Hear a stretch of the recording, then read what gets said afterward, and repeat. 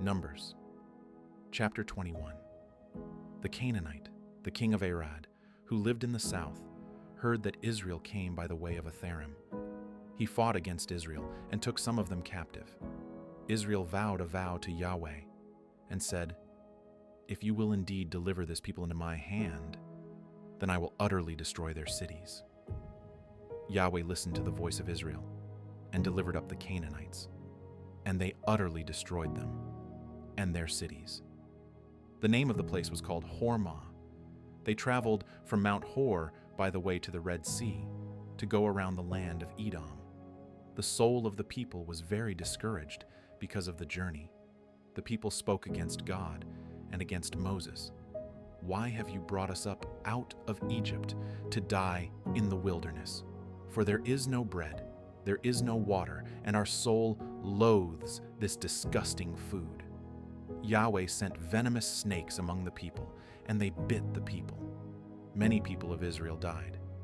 The people came to Moses and said, "We have sinned because we have spoken against Yahweh and against you.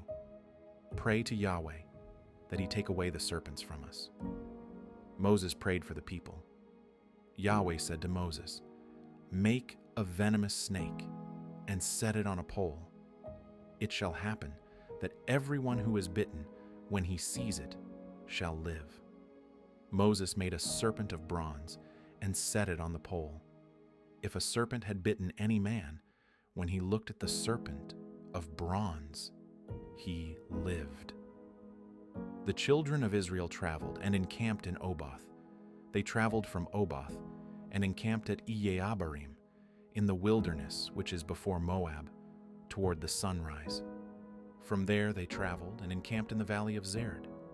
From there they traveled and encamped on the other side of the Arnon, which is in the wilderness that comes out of the border of the Amorites. For the Arnon is the border of Moab, between Moab and the Amorites.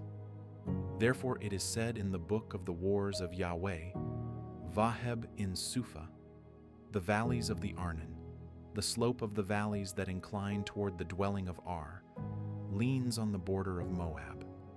From there they traveled to Beer.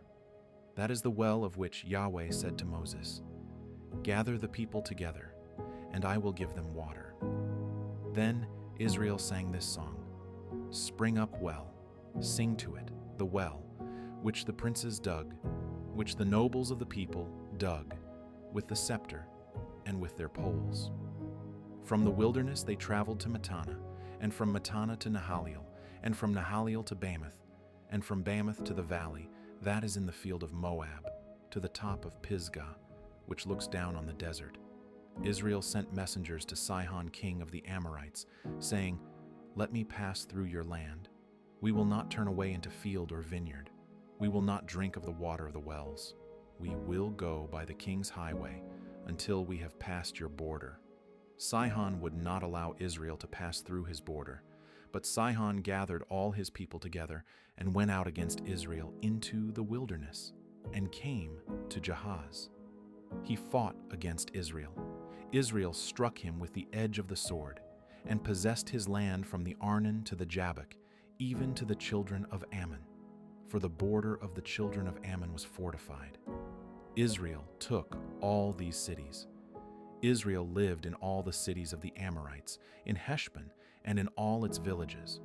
For Heshbon was the city of Sihon, the king of the Amorites, who had fought against the former king of Moab, and taken all his land out of his hand, even to the Arnon.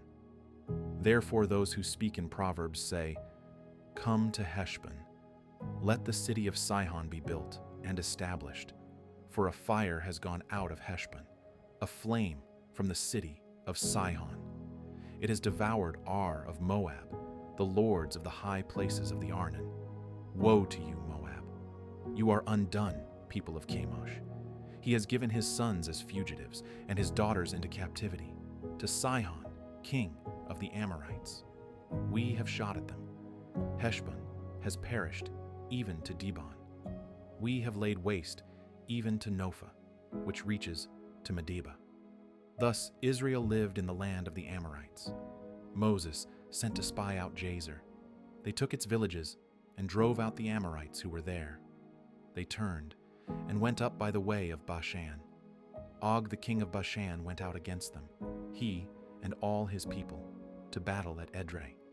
Yahweh said to Moses, "Don't fear him, for I have delivered him into your hand with all his people and his land. You shall do to him as you did to Sihon king of the Amorites, who lived at Heshbon." So they struck him with his sons and all his people until there were no survivors, and they possessed his land. Numbers, chapter 22. The children of Israel traveled and encamped in the plains of Moab beyond the Jordan at Jericho. Balak the son of Zippor saw all that Israel had done to the Amorites. Moab was very afraid of the people, because they were many. Moab was distressed because of the children of Israel. Moab said to the elders of Midian, "Now this multitude will lick up all that is around us, as the ox licks up the grass of the field." Balak the son of Zippor was king of Moab at that time. He sent messengers to Balaam the son of Beor, which is by the river, to the land of the children of his people, to call him, saying, "Behold, there is a people who came out of Egypt. Behold, they cover the surface of the earth, and they are staying opposite me. Please come now, therefore, and curse this people for me, for they are too mighty for me. Perhaps I shall prevail that we may strike them, and that I may drive them out of the land. For I know that he whom you bless is blessed, and he whom you curse is cursed." The elders of Moab and the elders of Midian departed with the rewards of divination in their hand. They came to Balaam and spoke to him the words of Balak. He said to them, "Lodge here this night, and I will bring you word again, as Yahweh shall speak to me." The princes of Moab stayed with Balaam. God came to Balaam and said, "Who are these men with you?" Balaam said to God, "Balak, the son of Zipp, has said to me, Behold, the people that has come out of Egypt covers the surface of the earth. Now, come curse them for me. Perhaps I shall be able to fight against them, and shall drive them out." God said to Balaam, "You shall not go with them. You shall not curse the people, for they are blessed." Balaam rose up in the morning and said to the princes of Balak, "Go to your land, for Yahweh refuses to permit me to go with you." The princes of Moab rose up, and they went to Balak and said, "Balaam refuses to come with us." Balak again sent princes, more and more honorable than they.